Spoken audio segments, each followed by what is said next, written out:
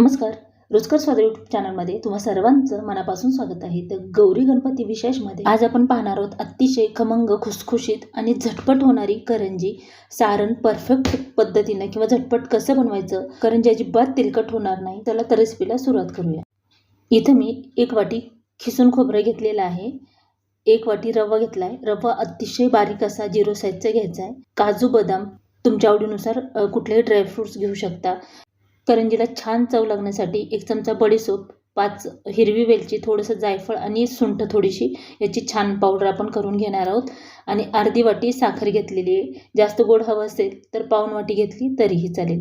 आता आपण इथं रवा भाजून घेऊया. रवा भाजताना जास्त किंवा तुपाचा वापर करायचा नाही. शक्यतो रवा भाजताना तूपच वापरायचं, तेलाचा वापर करायचा नाही. 2 चमचे तूप कढईमध्ये टाकून घेतले. गॅसची आहे ती लो किंवा मीडियम करून घ्यायचा आहे आणि अगदी मंद गॅसवरच हे रवा भाजून घ्यायचा आहे. रवा जर व्यवस्थित भाजला नाही तर ते पोटाला बाधू शकतो, त्यामुळे रवा खमंग असा भाजून घ्यायचा आहे. भाजायला कमीत कमी 10 ते 12 मिनिट लागतात. खमंग असा जेव्हा वास येईल तेव्हा समजायचं की आपला रवा भाजलेला आहे. तरी पण तो चेक करायचा आहे. मंद गॅसवर जर भाजला तर एक रवा व्यवस्थित भाजतो. फास्ट गॅसवर जर भाजला तर व्यवस्थित खमंग असा भाजला जात नाही आणि एखाद्या वेळेस लागला तर मग ती सारण जी आहे ती व्यवस्थित लागणार नाही चवीला. त्यामुळे लो फ्लेमवरच आपण ही रवा छान असा भाजून घेऊया. आणि इथं आपण ड्रायफ्रूट्स, खोबरे वेगळे बिलकुल भाजणार नाही आहोत. तर अगदी पटकन ही सारण कसं होईल, त्यामुळे आपण इथं अगोदर छान असा रवा भाजून घेऊया. इथं 10 ते 12 मिनिट झालेले आहेत. आपण लो फ्लेमवर रवा भाजून घेतलाय. आता याच्यामध्येच आपण खोबरं टाकून घेणार आहोत आणि खोबरं थोडंसं बारीक किसून घ्यायचं किंवा तुमच्या आवडीनुसार किसून घेतलं तरी चालेल. आता इथं आपण खोबरं, ड्रायफ्रूट साधारण 5 मिनिट याच्यामध्येच भाजून घ्यायचे आहेत लो फ्लेमवरच. आणि शक्यतो लोखंडाची कढई वापरली की कुठलंही तळण असो किंवा भाजायसाठी असो ते बॅलन्स करते आणि तो पदार्थ करपला जात नाही. त्यामुळे लोखंडाच्याच कढईचा वापर करायचा आहे. तर हे बघा 2 ते 3 मिनिट आपण हे भाजून घेतले खोबरं. रव्यामध्ये भाजून सुद्धा अगदी कुरकुरीत हे खोबरं होतं. त्याला वेगळं वगैरे भाजायची गरज पडत नाही.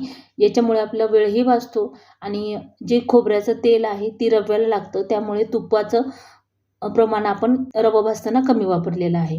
त्याच्यामुळे अशा प्रकारे भाजून घ्यायचं आहे. आता आपण याच्यामध्ये ड्रायफ्रूट टाकून घेऊया. आता आपण याच्यामध्ये जे काजू आणि बदाम याचे तुकडे करून घेतले होते ते टाकून घेऊया. हे तुकडे टाकल्यानंतर आपल्याला फक्त 2 मिनिटच ह्याच्यामध्ये हलवून घ्यायचं आहे आणि गॅसची फ्लेम अगदी लो आहे. कढई गरम जास्त झाल्यामुळे आपण थोडा वेळ जोपर्यंत कढई गरम आहे तोपर्यंत याच्यामध्ये हलवून घ्यायचं आहे. हे पूर्ण सारण भाजण्यासाठी आपल्याला बरोबर 15 मिनिट लागलेले आहेत.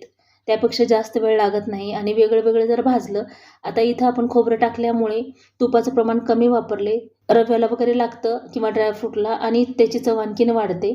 त्यामुळे अशा प्रकारे भाजून घ्यायचं आहे. थोडंसं खोबरं जर चेक केलं तर हे बघा अगदी तुकडे पडतात याचे, म्हणजे आपलं खोबरं जे आहे ते व्यवस्थित भाजलेलं आहे. तर रवा, खोबरं आणि ड्रायफ्रूट्स छान भाजून झाले. आता आपण हे कढईमध्येच ठेवणार आहोत. याला थंड वगैरे करायचं नाही. थोडंसं कोमटच असायला हवं, म्हणजे साखर जेव्हा आपण याच्यामध्ये टाकू तेव्हा त्या रव्याला साखर व्यवस्थित लागते किंवा पूर्ण सारणाला, आणि त्यामुळे चव सारणाची छान लागते. त्यामुळे खूप थंड झाल्यानंतर साखर याच्यामध्ये मिक्स करायची नाही. थोडंसं गरमपणा याला असायला पाहिजे. आणि खूप थंड सारणामध्ये साखर जर टाकली तर नंतर मग त्याचं पाणी होतं आणि मध्ये अशी गाठ झाल्यासारखं होतं करंजीमध्ये. त्याच्यामुळे ही थोडंसं कोमट असतानाच पिठी साखर याच्यामध्ये टाकून घ्यायची, म्हणजे नंतर असं करंजीमधलं सारण कडक होत नाही. आता आपण पिठी साखर बनवून घेऊया. तर इथं साखर मिक्सरच्या भांड्यात टाकले. आता याच्यामध्येच हिरवी वेलच्याचे जे साल आहेत ते काढून घ्यायचे आहेत. बडीशेप याच्यातच टाकून घ्यायचे, म्हणजे वेगळे पावडर करायची गरज पडत नाही आणि पूर्ण साखरेला याचा फ्लेवर लागतो. त्यामुळे जी आपण सारण बनवले त्याची सुद्धा चव म्हणजे वाढते. सुंठ पावडर अगदी थोडंसं टाकायचं. मी तर अर्धा इंच घेतली होती. याची छोटे तुकडे करून घेऊया, म्हणजे पटकन याच्यामध्ये बारीक होतं. तर एवढं सगळं टाकल्यामुळे ते सारण जे आहे ते असं जरी खाल्लं तर खूप चवदार लागतं. आणि 2 ते 3 वेळा जायफळ खिसून याच्यामध्ये ऍड करायचं आहे. आता हे मिक्सरला फिरवून घेऊया. तर बघू शकता एकदम बारीक आणि एकजीव असं झालेलं आहे. पिठी साखर सुद्धा व्यवस्थित बारीक झाली. आता आपण हे जे सारण बनवलं होतं याच्यामध्ये टाकून घेऊया. तर हातामध्ये पकडल्यावर थोडंसं कोमटपणा याच्यामध्ये जाणवतो.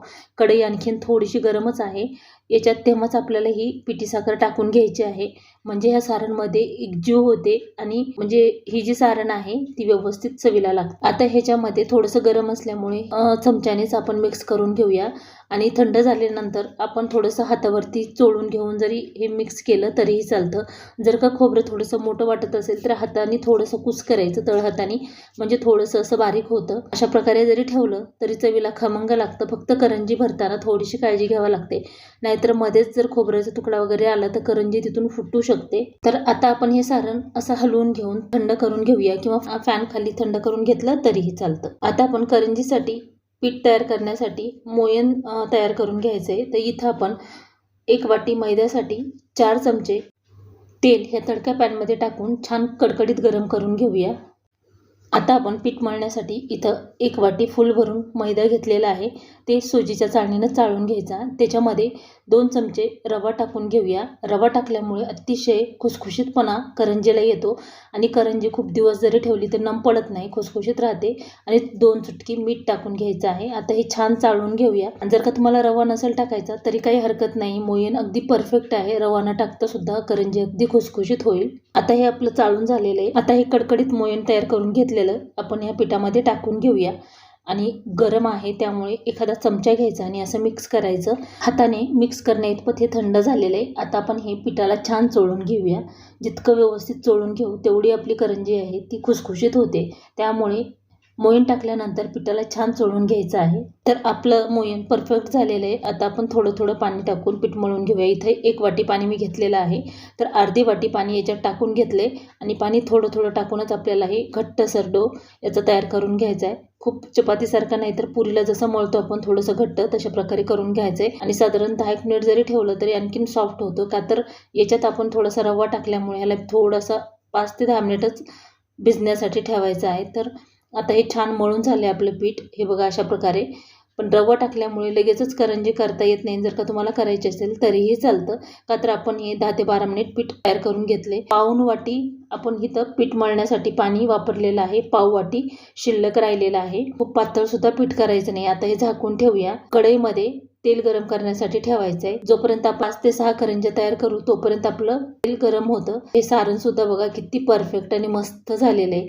याचा रंग बदललेला नाही किंवा चवसुद्धा एकदम परफेक्ट अशी आहे. तर आता आपण याचे छोटे छोटे गोळे तयार करून घेऊया. करंजी करण्यासाठी तुमच्या आवडीनुसार लहान मोठ्या आकारात करू शकता. तर आणखीन 1-2 वेळा हे पीठ छान मळून घेऊया.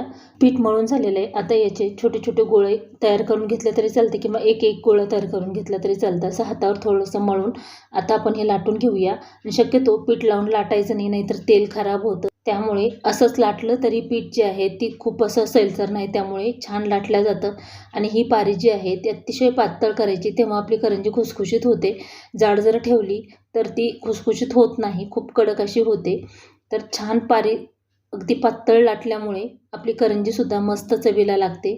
आणि खूप दिवस जरी ठेवले तरी ती करंजी अशी नम वगैरे पडत नाही. जाड जर झाली तर व्यवस्थित नाही तळली तर ती नम पडते. हे बघा व्यवस्थित आपण पातळ अशी पारी तयार करून घेतली, अगदी पातळ.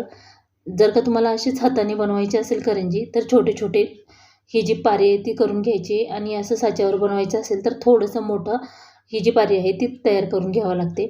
आता इथं छोटी करंजी करायची असेल तर पूर्ण साच्यावर जरी ही पारी नाही बसली तरी चालते. हे बघा अशा प्रकारे करून घ्यायचं. जिथं डिझाईन आहे तिथं थोडंसं दाबून घ्यायचं, म्हणजे ही पारी बाजूला सरकत नाही.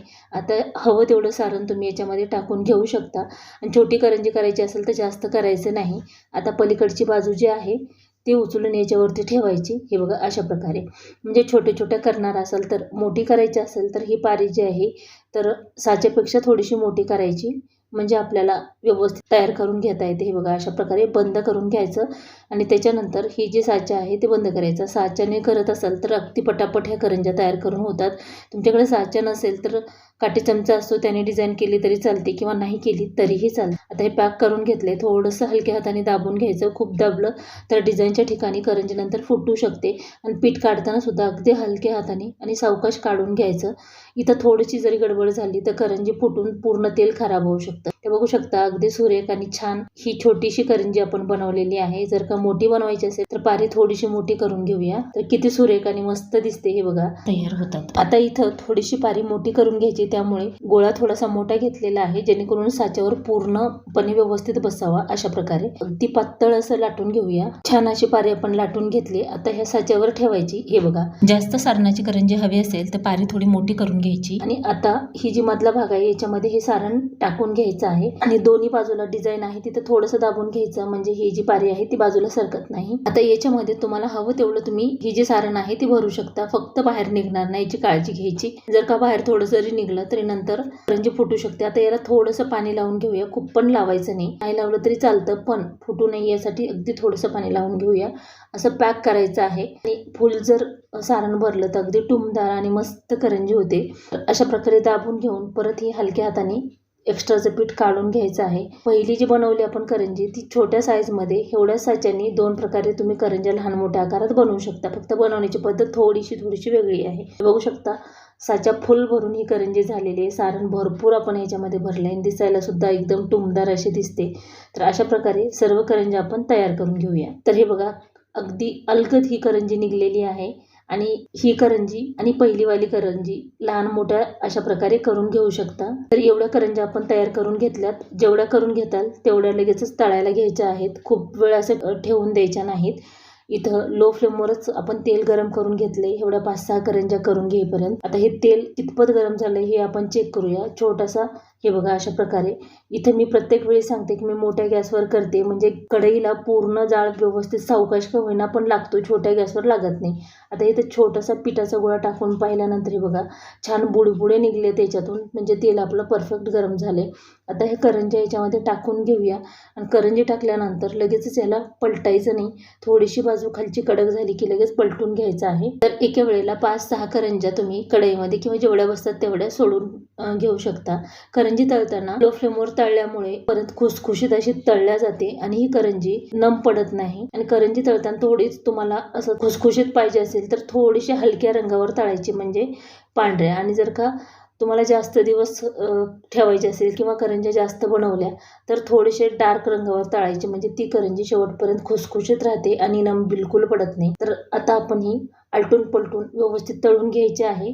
तर व्यवस्थित जर कडा पॅक करून घेतल्या तर करंजी तेलामध्ये बिलकुल फुटत वगैरे नाही. तर हे बघा एकदम टम्मा असे करंजी आपले फुललेले आहेत. त्याच्यामध्ये आपण रवा घातल्यामुळे अगदी खुसखुशीत ह्या करंज्या होतात. तर अशा प्रकारे एकदा नक्की ट्राय करा आणि व्हिडिओ पाहून तसंच जाऊ नका. व्हिडिओला लाईक आणि चॅनलला सबस्क्राईब नक्की करा. तर आता आपण हे व्यवस्थित पलटून घेऊया आणि जोपर्यंत छान रंग येत नाही तोपर्यंत आपल्याला हे पलटून घेऊन छान असं तळून घ्यायचे आहे. नाहीतर एकच बाजू अगदी डार्क होईल आणि एक बाजू अशी फिकट राहील किंवा कमी तळल्यामुळे परत ती नम होईल. त्यामुळे आलटून पलटून आपण हे छान तळून घेऊया. आता इथे मी प्रत्येक वेळी म्हणते की मी लो फ्लेमवर तळून घेते. तर बऱ्याच वेळा काय होतं, मोठ्या गॅसचं सुद्धा फ्लेम छोटी असते, तेव्हा तुम्ही मीडियम गॅसवर तळून घेऊ शकता. नाहीतर खूप जर त्याचा जाळ कमी चलत असेल तर लो फ्लेमवर जर म्हटलं तर ती रेसिपी परफेक्ट होणार नाही. त्यामुळे तुमचा गॅसचं बर्नर कसं आहे त्याच्यानुसार तुम्ही ॲडजस्ट करून घेऊ शकता. तर बघू शकता थोडासा ब्राऊन कलर आलेला आहे. तुम्हाला एकदम खुसखुशीतच हवे असेल तर ह्या स्टेजला तुम्ही काढू शकता. पण जास्त जर केल्या किंवा अतिशय खमंग जर छान भाजून घेतल्या तर ती बिलकुल नम पडत नाही. त्यामुळे आणखीन थोड्या वेळ आपण हे डार्क रंगावर येईपर्यंत तळून घेऊया. तर इथं आपण छान असा डार्क रंगावर तळून घेतलेले करंजी तेलातून बाहेर काढताना गॅस मीडियम किंवा फास्ट करून घ्यायचा आणि पटकन करंजी बाजूला करून घ्यायची, म्हणजे त्याच्यामध्ये एक्स्ट्राच ऑइल राहत नाही. आणि जर का तुम्हाला वाटलंच याच्यामध्ये थोडं तरी तेल राहिलं असं तर बटर पेपरचा वापर करायचा, त्यामुळे एक्स्ट्राच ऑइल निघून जातं.